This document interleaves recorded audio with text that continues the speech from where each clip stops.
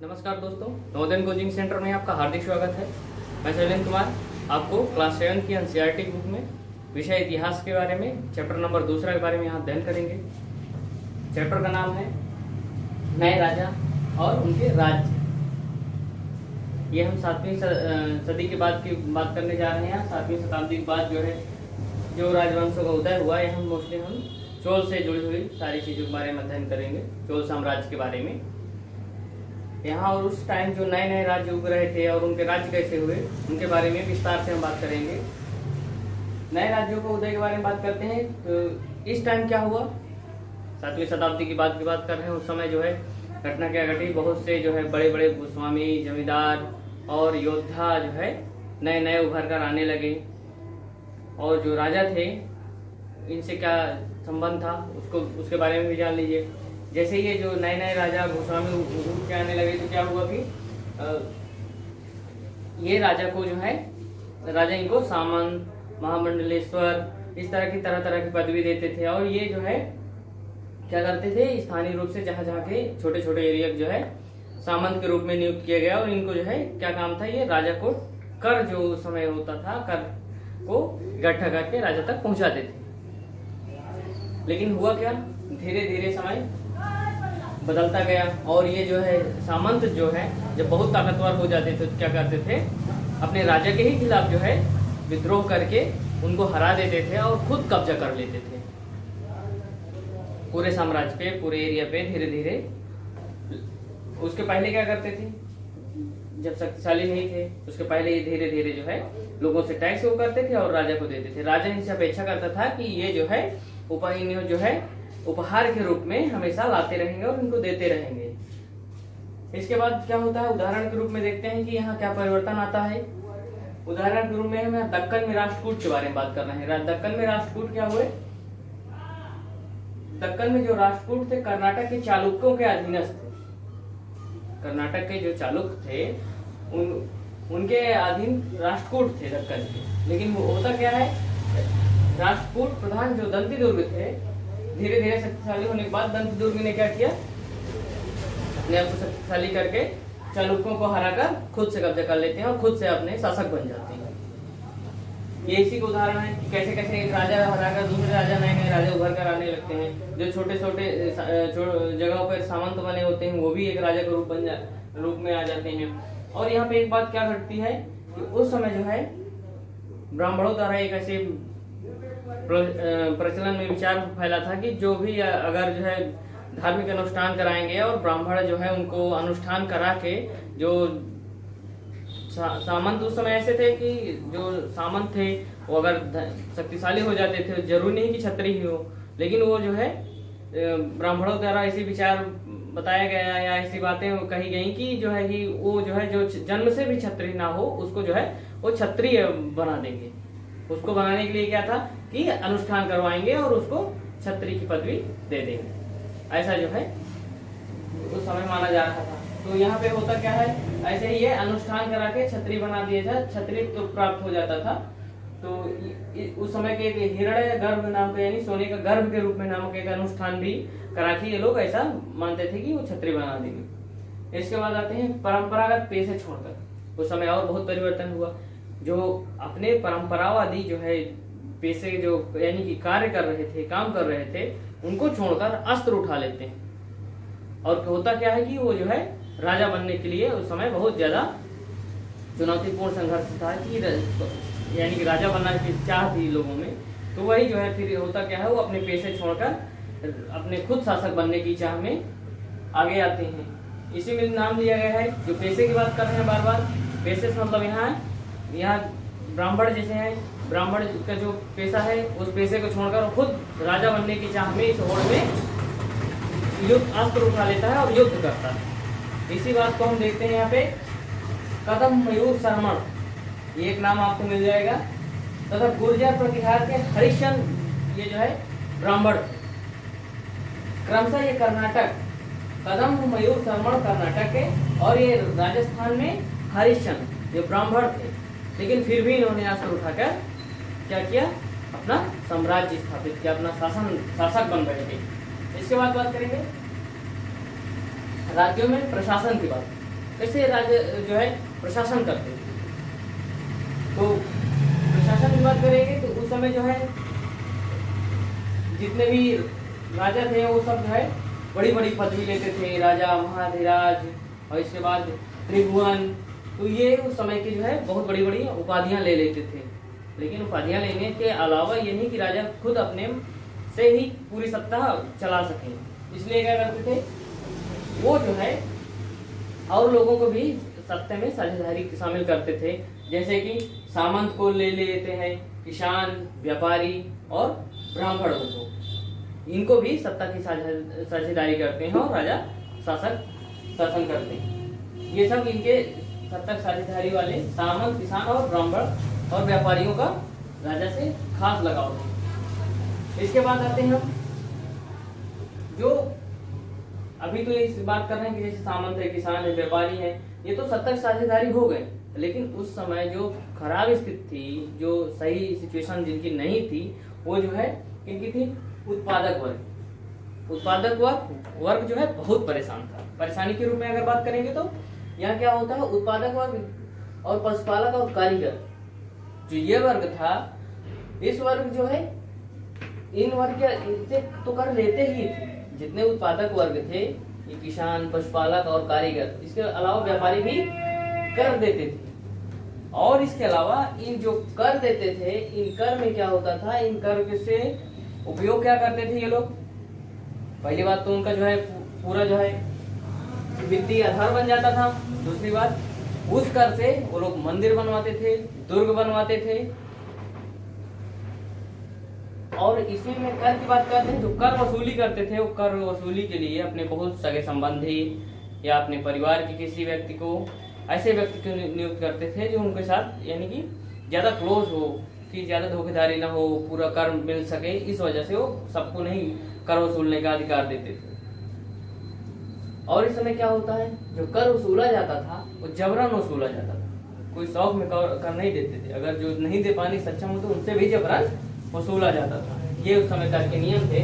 और इसके बाद कर की बात, यहाँ एक और बात पता चलती है कि यही तमिलनाडु की ही बात है और इसमें चोल साम्राज्य की ही बात कर रहे हैं। यहाँ पे क्या है, जो मकान में छत डालने का भी कर लिया जाता था। और इसके बाद क्या था, ताड़ के पत्तों, ताड़ या खजूर के पेड़ पे चढ़ने के लिए जो सीढ़ी लगाते थे, उसका भी जो है टैक्स लेते थे। एक हिसाब से सोच सकते हैं कि एकदम जिनका टैक्स लेना ही नहीं चाहिए उनका भी टैक्स लिया जाता है। अर्थात कहने का मतलब कि बहुत ज्यादा हर तरह से जो है टैक्स जो है उनको वसूलने के नियम बनाए थे कि ज्यादा से ज्यादा टैक्स कलेक्शन हो सके।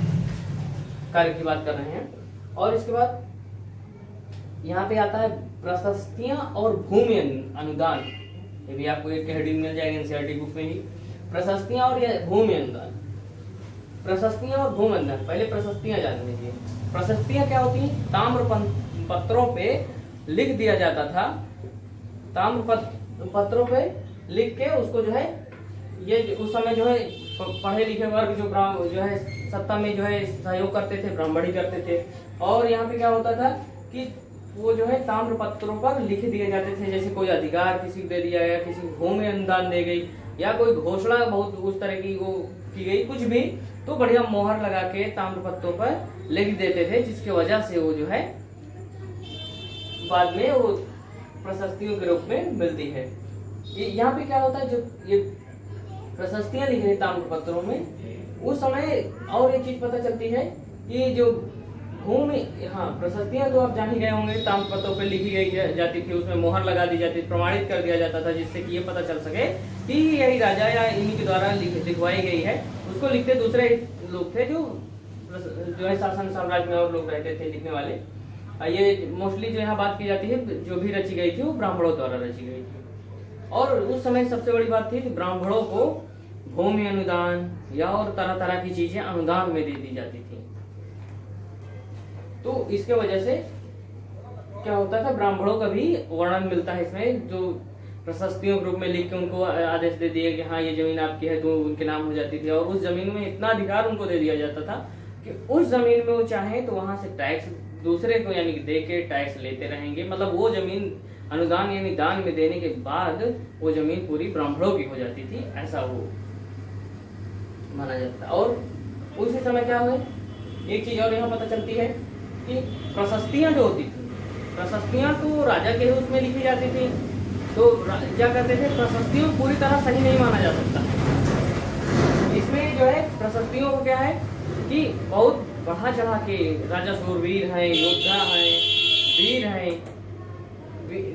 हैं, वीर है, उसमें जो अगर वीर तक दिखा दिए कि बहुत वीर हैं, तो ये भी एक क्या है, जबरदस्ती बढ़ा चढ़ा के बताने का ये भी सही नहीं था। और कोई भी इतिहासकार इसको पूरी तरह से कहीं भी कोई प्रशस्तियां एकदम से गलत भी नहीं कहा जा सकता, लेकिन एकदम से सही भी नहीं माना जा सकता।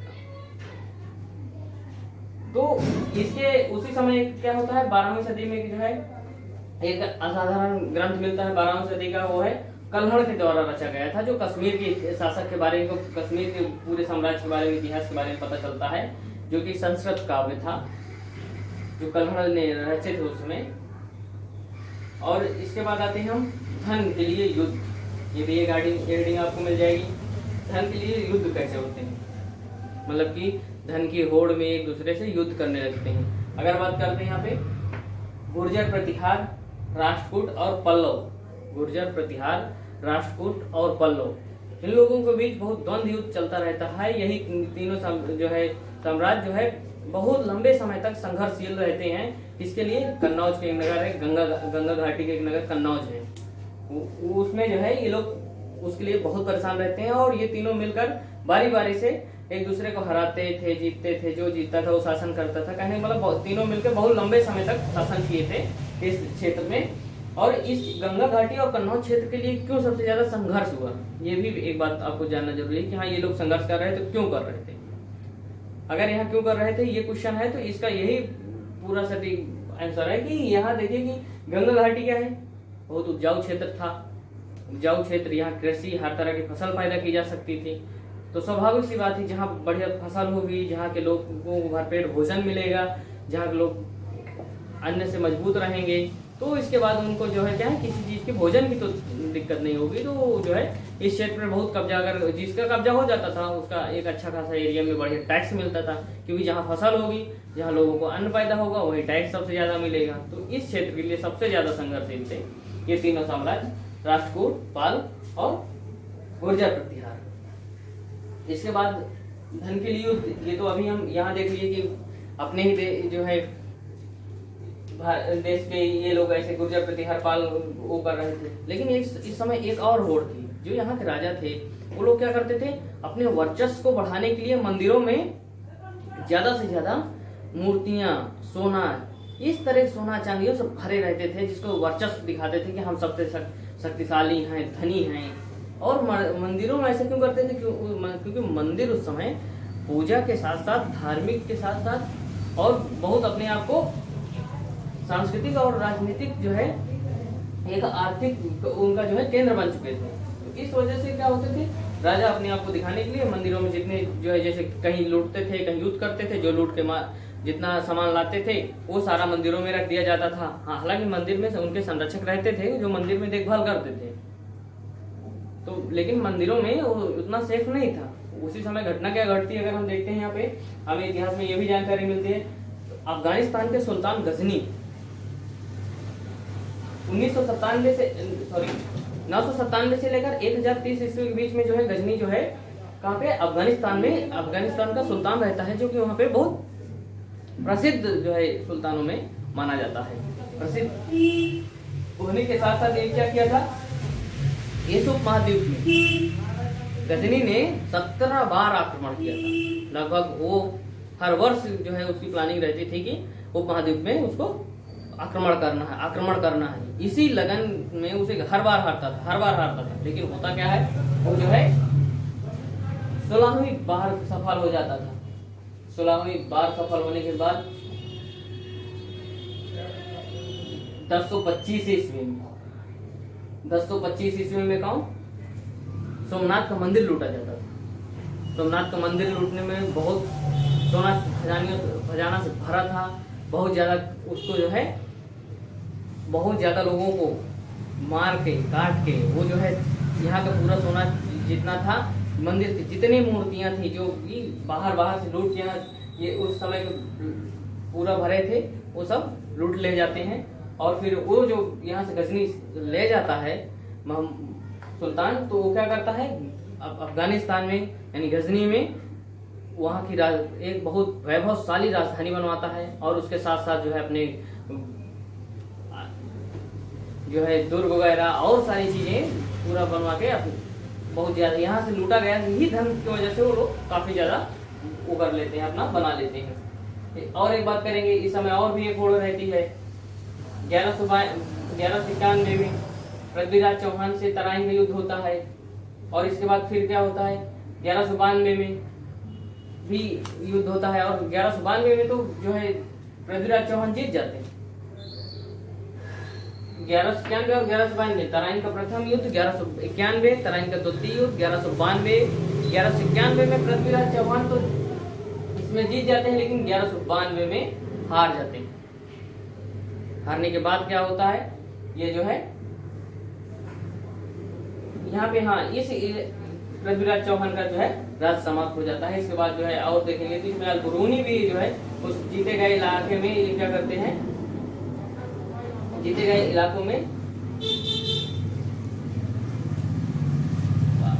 अलबरूनी नाम के विद्वान थे, उनको छोड़ जाते हैं। उनको जो है वो उस इलाके में क्या करते हैं, गजनी वो पूरा जो है ब्यौरा सोचते हैं कि यहाँ के लोगों के बारे में ज्यादा से ज्यादा जान सकें। ये विद्वान वहाँ पूरा सब यहाँ घूम घूम के सारी जानकारी ले लेते हैं, उसको बताते हैं। चलिए ये बात छोड़ते हैं, आगे चलते हैं चोल राज्य के बारे में। चोल राज्य की जो है अभी हम चोल राज्य के बारे में बात कर रहे थे, ये तो गजनी का ही एक उदाहरण लेते हैं कि यहाँ कैसे क्या मंदिरों को लूटा जाता है, कैसे यहाँ क्या होता है, उस चीज में थोड़ी जानकारी थी। आगे चलते हैं चोल के राज्य के बारे में और नजदीक से जानने की कोशिश करते हैं। इसमें जानेंगे क्या है, जो मट्टिहार नामक एक जो है परिवार रहता था, ये जो है यहाँ शुरुआत, जैसे चोल की बात करते हैं, चोल वंश कैसे बना, कैसे शुरुआत हुई चोल की, तो चोल की बात करते हैं। चोल शुरुआत है क्या, मट्टियार नाम के एक परिवार से यहाँ की शुरुआत होती है, और इसके बाद ये कांचीपुरम के जो पल्लव राजा थे, माधात थे, उनके पल्लव राजा के माधात थे। और इसके बाद लेकिन होता क्या है, 9वीं शताब्दी में इन्हीं के परिवार में है विजयालय नाम के जो है व्यक्ति होते हैं। वो क्या करते हैं, डेल्टा पे पूरे जो है कावेरी नदी जो डेल्टा होता है उस पर कब्जा कर लेते हैं। विजयालय पूरे डेल्टे पे कब्जा कर लेने के बाद क्या होता है, वो निशुम्भ शूदनी देवी का मंदिर बनवाते हैं। ये मंदिर तंजावुर में बनवाते हैं। इसके बाद क्या करते हैं, एक इनका जो है एक इलाके जीतने के बाद दूसरे इलाके में जीतने का एक वो बन जाता है, और ये जीतते चले जाते हैं। ये बहुत बड़ा नहीं, लेकिन एक काफी जो है एरिया में इनका साम्राज्य स्थापित हो जाता है। इसके बाद होता क्या है, इन्हीं के आगे जो आते हैं कौन, राजा राज प्रथम 985 ईस्वी में राजा बनते हैं। 985 ईस्वी के बाद इन्होंने क्या करते हैं, राजा राज प्रथम जो है चोल साम्राज्य में सबसे शक्तिशाली राजा माने जाते हैं। इन्होंने क्या किया था, अपने ये जो है युद्ध करके और सारे इलाकों जीतने में बहुत बड़ा योगदान था। कहने का मतलब अगर देखा जाए तो चोल साम्राज्य स्थापित करने में इनका बहुत बड़ा योगदान माना जाता है कि इन्होंने बहुत सारा एरिया जीतकर चोल साम्राज्य को इतना बड़ा करने में अपने योगदान दिया था। और अगर बात करते हैं हम तो राजेंद्र प्रथम भी इनके जो है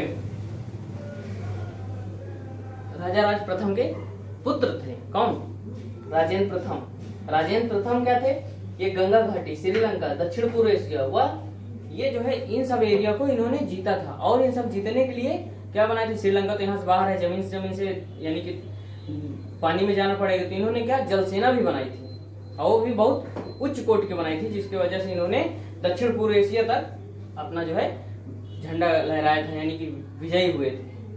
इसके बाद भव्य मंदिर और कांस्य मूर्ति कला की बात करते हैं, तो जो चोल काल में जो है कांस्य मूर्तियां बनी हैं वो संसार के उत्कृष्ट जो है कांस्य मूर्तियों में गिनी जाती है। कहने मतलब बहुत ज्यादा वो थी। और ये जो है उस समय जो मंदिर थे, मंदिर क्या थे, आर्थिक, सामाजिक और सांस्कृतिक जीवन के केंद्र बन चुके थे। जहाँ पे मंदिर बनाए जाते थे वहाँ पे बस्तियां स्थापित हो जाती थी। बस्तियां स्थापित होने के बाद वो पूरा जो है वो करते थे। और कांस्य मूर्तियां जो है देवी देवताओं के साथ कभी कभी उनके जो है भक्तों की भी मूर्तियां बनाई जाने लगी थी। और एक बात आते हैं कृषि की बात करते हैं। कृषि में उस समय कावेरी नदी के किनारे ज्यादातर जो जमीन थी उसे वहाँ पे कृषि लायक जो है तो सबसे ज्यादा चावल पैदा की जाती थी। और उस समय जो है सरोवर, बहुत से सरोवर भी बनाए गए थे। और साम्राज्य प्रशासन के लिए जो है उर जो किसान की बस्ती थी, और इसके बाद नाडु जो है जो टैक्स कलेक्शन करते थे इनके साम्राज्य में, और ब्राह्मणों के जो है समय समय पर जो भूमि अनुदान देते थे, उनका परिणाम क्या हुआ, कावेरी नदी और दक्षिण भारत में ब्राह्मण बस्तियों का बहुत ज्यादा वो हो गया, क्या कहने मतलब सामने आने लगी, ब्राह्मण बस्तियां कई जगह बस गई। और इस एक और उल्लेख मिलता है कि उत्तर मेरेरु अभिलेख एक बताता है कि ब्राह्मणों को जो अनुदान में भूमि दी जाती थी, ब्राह्मण एक सभा बनाते थे, उस सभा के अनुसार उनके अनुदान की भूमि जो दी गई कैसे चल दी जाती थी उसके अनुसार चलते थे, जिसकी वजह से ब्राह्मणों का पूरा जो अनुदान की भूमि थी वो भी एक बड़ा सिस्टमेटिक तरीके से वो करते थे। उसका जो लीडर बनाते थे वो चुनाव के तरीके से बनाते थे कि इसकी उम्र जो है 35-70 साल के बीच हो, वेदों का ज्ञान हो, ईमानदार हो, इस तरह की चीजें भी और देखने को मिल जाती है। ये रहा पूरा जो है नए राजा और उन राज्य का उदय। उम्मीद करते हैं हमारी वीडियो अच्छी लगी होगी, आशा करते हैं आपको ये समझ में आ गया होगा। प्लीज अगर ये हमारी वीडियो अच्छी लगी हो तो हमारे चैनल को सब्सक्राइब करिए, लाइक करिए एंड शेयर करिए। Thank you.